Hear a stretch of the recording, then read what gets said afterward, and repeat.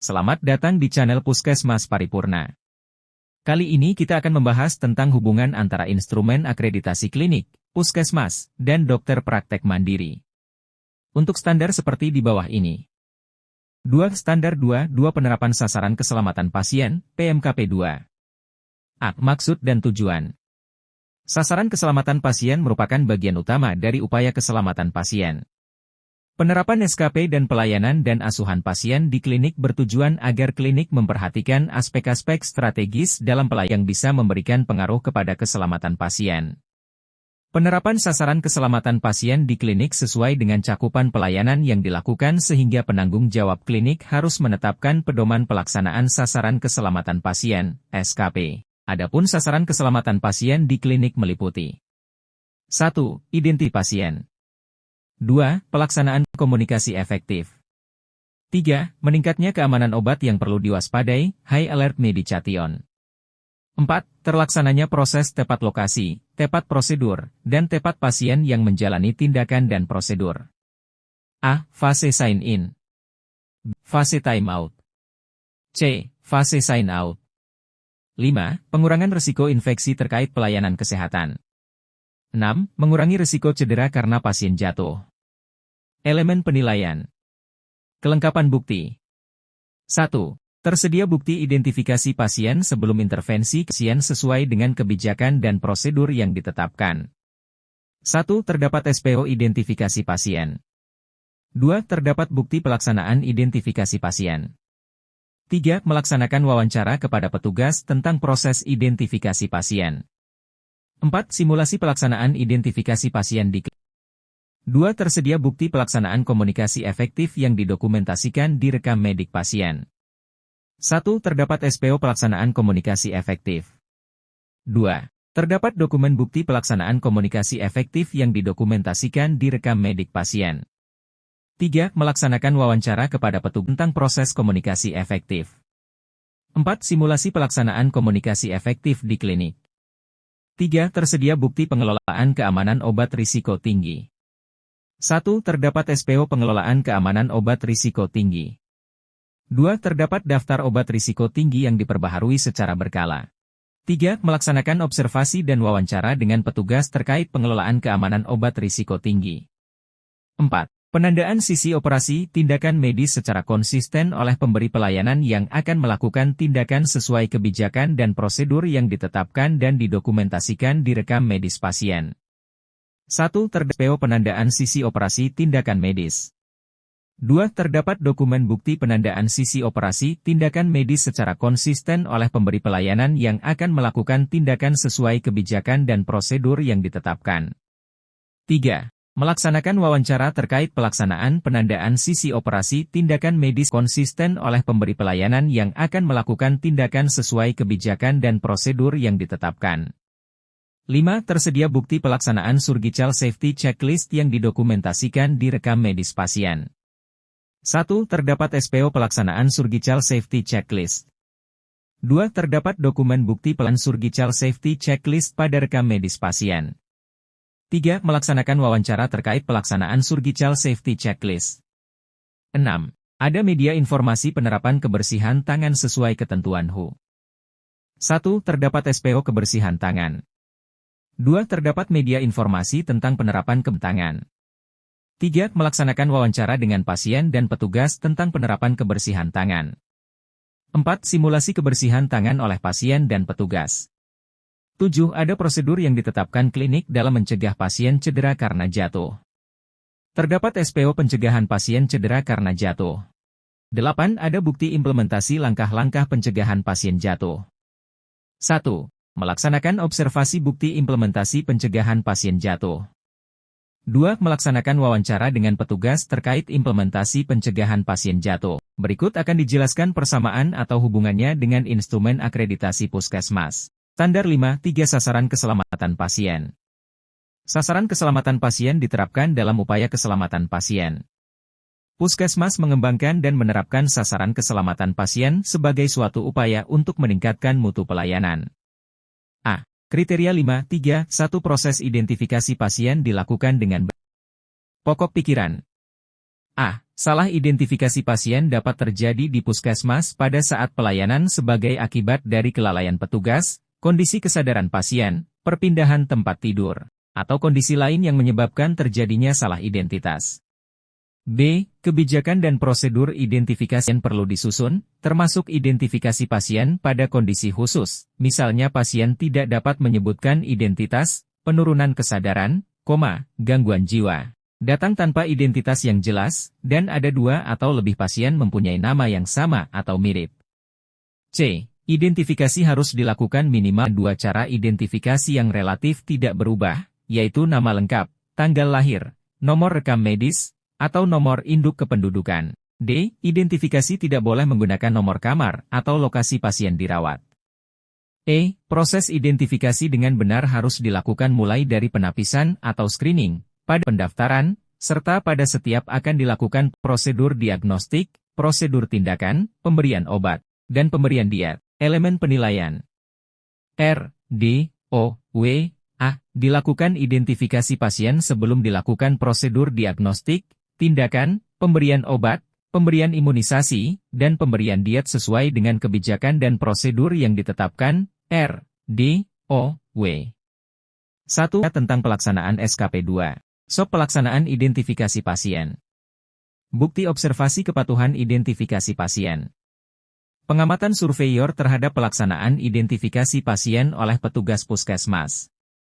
Penggalian informasi tentang siapa saja yang melakukan identifikasi pasien dan cara melakukan identifikasi pasien. B. Dilakukan prosedur tepat identifikasi apabila dijumpai pasien dengan kondisi khusus seperti yang disebutkan pada pokok pikiran sesuai dengan kebijakan dan prosedur yang ditetapkan. R, D, O, W. SOP pelaksanaan identifikasi pasien dengan kondisi khusus. Bukti identifikasi pasien dengan khusus yang tercantum dalam rekam medis. Pengamatan surveyor terhadap proses identifikasi pasien dengan kondisi khusus.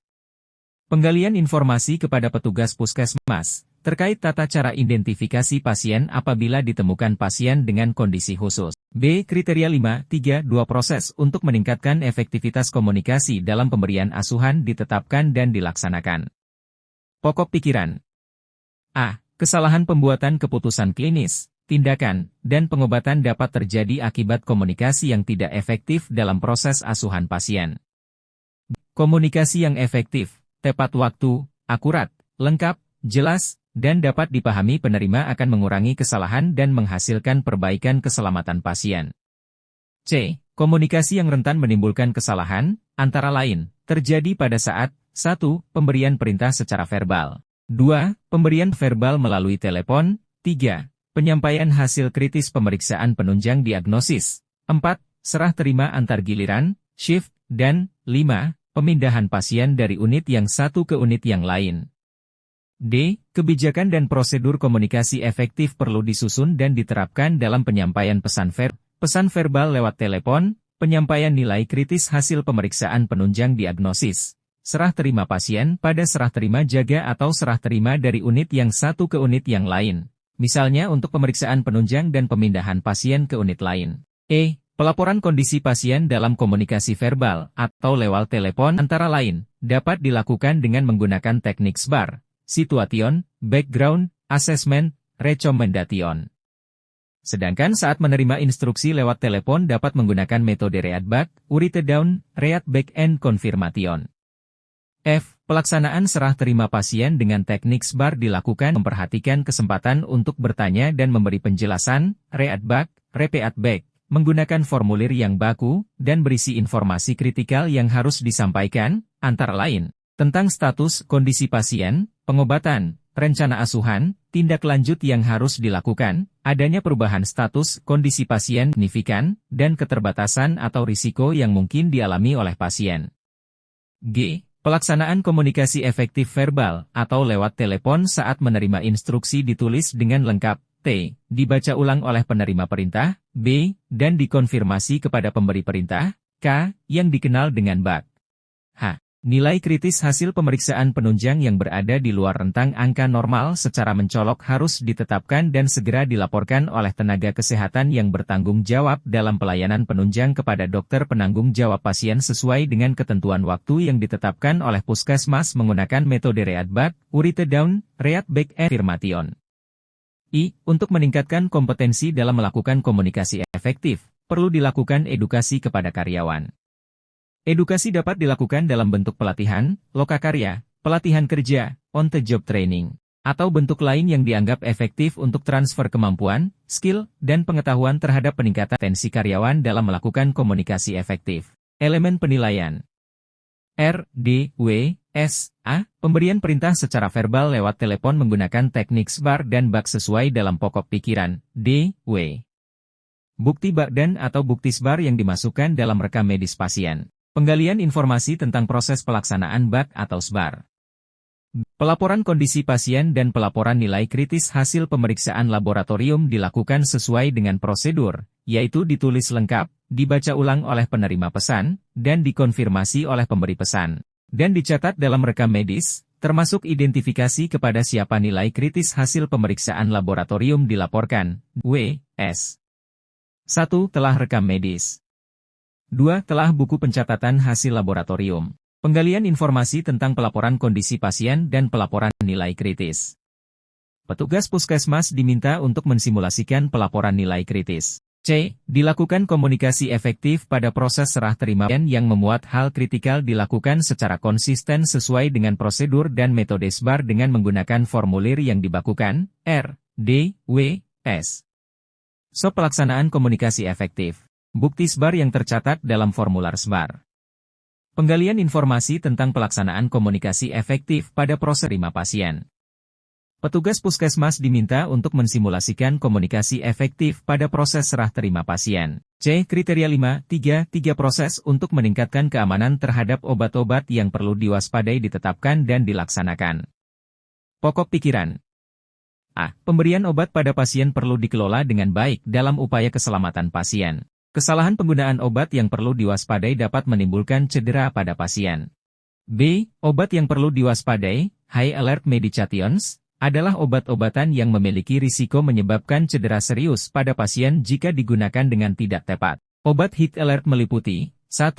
Obat risiko tinggi, yaitu obat dengan zat aktif yang dapat menimbulkan kematian atau kecacatan bila terjadi kesalahan dalam penggunaannya, contoh, insulin, heparin atau sitostatika. 2. Obat yang terlihat mirip dan kedengarannya mirip, nama obat rupa dan ucapan mirip, norum, atau look alike sound alike, lasa. 3. Elektrolit konsentrat contoh, kalium klorida dengan konsentrasi sama atau lebih dari 1 mg, natrium klorida dengan konsentrasi lebih dari 0,9% dan magnesium sulfat injeksi dengan konsentrasi sama atau lebih dari 50%.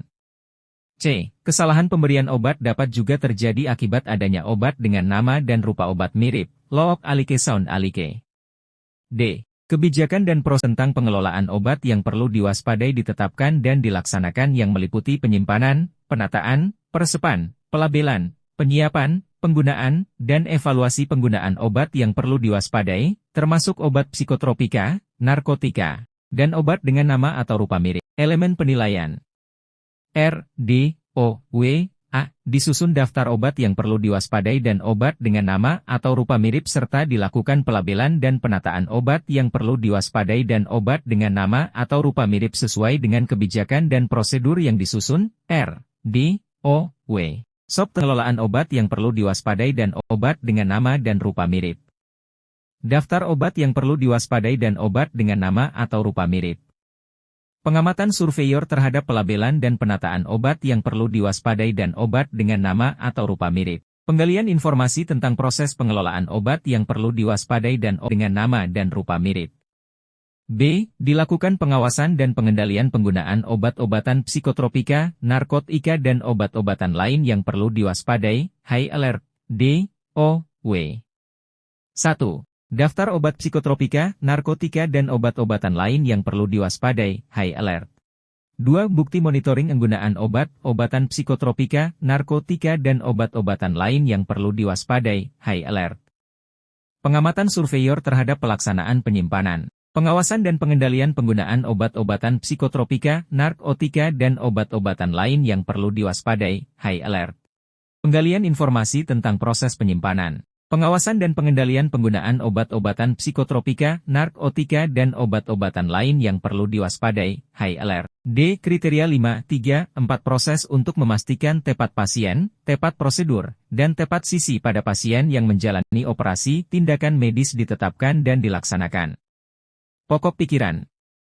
A. Terjadinya cedera dan kejadian tidak diharapkan dapat diakibatkan oleh salah orang, salah prosedur, salah sisi pada tindakan invasif atau tindakan pada pasien. B. Puskesmas harus menetapkan tindakan operatif, tindakan invasif, dan prosedurnya yang meliputi semua tindakan yang meliputi sayatan, insisi atau tusukan, pengambilan jaringan, pencabutan gigi, pemasangan implan, dan tindakan atau prosedur invasif yang lain jadi kewenangan puskesmas sebagai fasilitas pelayanan kesehatan tingkat pertama. C. Puskesmas harus mengembangkan suatu sistem untuk memastikan benar pasien, benar prosedur, dan benar sisi jika melakukan tindakan dengan menerapkan protokol umum, universal protokol, yang meliputi 1.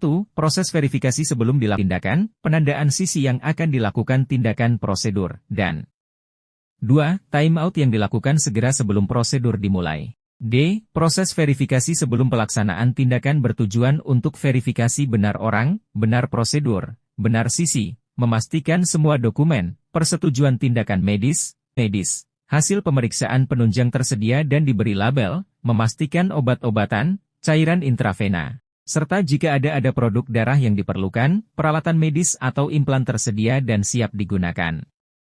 E. Penandaan sisi yang akan mendapat tindakan prosedur dibuat dengan melibatkan pasien jika memungkinkan dilakukan dengan tanda yang langsung dapat dikenali dan tidak membingungkan. Tanda harus dilakukan secara seragam dan konsisten. Penandaan dilakukan pada semua organ yang mempunyai lateralitas, kanan lawan kiri, seperti salah satu dari dua anggota badan, satu dari sepasang organ, beberapa struktur, seperti jari, jari kaki, atau lesi, atau beberapa tingkat, tulang belakang. Untuk tindakan di poli gigi, seperti pencabutan gigi, penandaannya bila perlu, dilakukan dengan menggunakan hasil röntgen gigi atau odontogram. Penandaan harus dilakukan oleh operator, orang yang akan melakukan tindakan dan seluruh prosedur serta tetap bersama pas selama prosedur berlangsung. F. Penandaan sisi dapat dilakukan kapan saja sebelum prosedur dimulai selama pasien terlibat secara aktif dalam penandaan sisi dan tanda. Ada kalanya pasien dalam keadaan tidak memungkinkan untuk berpartisipasi. Misalnya pada pasien anak atau ketika pasien tidak berkompeten untuk membuat keputusan tentang kesehatan. G. Jeda, time out, merupakan peluang untuk menjawab semua pertanyaan yang belum terjawab atau meluruskan kerancuan. Jeda dilakukan di lokasi tempat prosedur akan dilakukan, tepat sebelum memulai prosedur, dan melibatkan seluruh tim yang akan melakukan tindakan operasi atau invasif. Elemen penilaian R, D, O, W, S, A. Dilakukan penandaan sisi operasi, tindakan medis secara konsisten oleh pemberi pelayanan yang akan melakukan tindakan sesuai dengan kebijakan dan prosedur yang ditetapkan, R, O, W, S. SOP penandaan sisi operasi. Tindakan medis. Pengamatan surveyor terhadap pelaksanaan penandaan sisi operasi tindakan medis. Catatan, observasi dilakukan apabila ada kasus yang memerlukan operasi tindakan medis. Penggalian informasi tentang proses penandaan sisi operasi tindakan medis yang dilakukan di puskesmas. Petugas puskesmas diminta mensikaen proses penandaan sisi operasi tindakan medis. B. Dilakukan verifikasi sebelum operasi tindakan medis untuk memastikan bahwa prosedur telah dilakukan dengan benar. D. O. W. Bukti pelaksanaan upaya untuk memastikan benar pasien dan benar prosedur sebelum dilakukan operasi tindakan medis. Bukti tersebut dimasukkan ke dalam rekam medis. Pengamatan surveyor terhadap pelaksanaan benar pasien dan benar prosedur sebelum dilakukan operasi tindakan medis. Catatan, observasi dilakukan apabila ada kasus yang memerlukan operasi tindakan medis. Penggalian informasi tentang proses pelaksanaan benar pasien dan prosedur sebelum dilakukan operasi tindakan medis. C. Dilakukan penjedaan, time out, sebelum operasi tindakan medis untuk memastikan semua pertanyaan sudah terjawab atau meluruskan kerancuan. O. W. Pengamatan surveyor terhadap pelaksanaan penjedaan, time out, Sebelum operasi, tindakan medis catatan observasi dilakukan apabila ada kasus yang memerlukan operasi tindakan medis. Penggalian informasi tentang proses penjedaan, time out, sebelum operasi tindakan medis. Kriteria 5.3.5 proses kebersihan tangan diterapkan untuk menurunkan risiko infeksi yang terkait dengan pelayanan kesehatan. Pokok pikiran. A. Puskesmas harus menerapkan kebersihan tangan yang terbukti menurunkan risiko infeksi yang terjadi pada fasilitas kesehatan. B. Prosedur kebersihan perlu disusun dan disosialisasikan. Informasi mengenai prosedur tersebut ditempel di tempat yang mudah dibaca.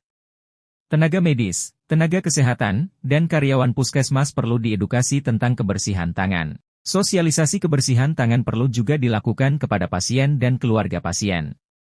C. Kebersihan tangan merupakan kunci efektif pencegahan dan pengendalian infeksi sehingga puskesmas harus menetapkan kebijakan dan prosedur mengenai kebersihan tangan. Elemen penilaian. RDOWA ditetapkan standar kebersihan tangan yang mengacu pada standar WHO, R. 1. SOP tentang langkah kebersihan tangan. 2. SOP tentang indikasi kebersihan tangan dan peluang kebersihan tangan. B. Dilakukan kebersihan tangan sesuai dengan regulasi yang ditetapkan, OW. Bukti observasi kepatuhan kebersihan tangan. Pengamatan surveyor terhadap budaya kebersihan tangan di puskesmas. 1. Penggalian informasi kepada petugas puskesmas untuk mengetahui tingkat pemahaman petugas puskesmas terkait. Langkah kebersihan tangan. Indikasihan tangan. Peluang kebersihan tangan. F. Kriteria 5.3.6 proses untuk mengurangi risiko pasien jatuh disusun dan dilaksanakan. 1. Pokok pikiran.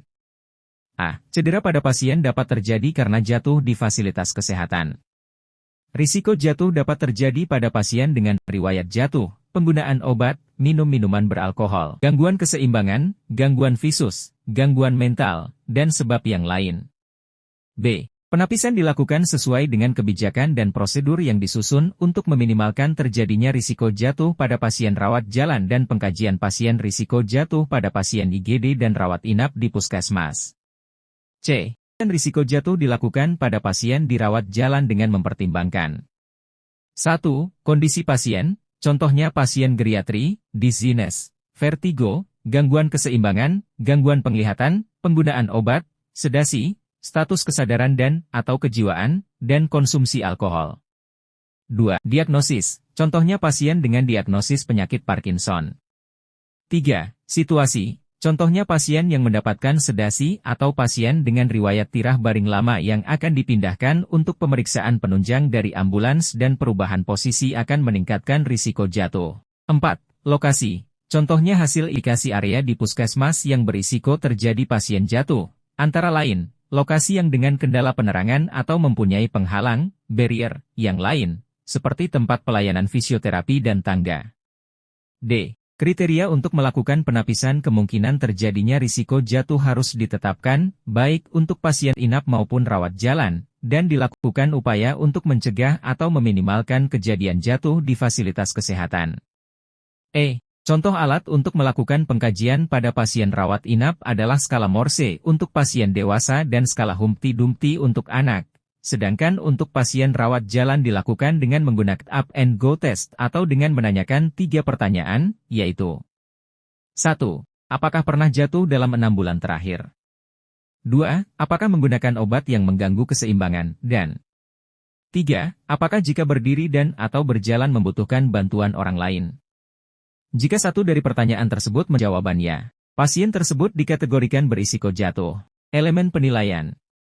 RDOWSA dilakukan penapisan pasien dengan risiko jatuh dirawat jalan dan pengkajian risiko jatuh di IGD dan rawat inap sesuai dengan kebijakan dan prosedur serta dilakukan upaya untuk mengurangi risiko tersebut. ROWS 1. SOP penapisan pasien dengan risiko jatuh dirawat jalan. 2. SOP pengkajian risiko jatuh di IGD.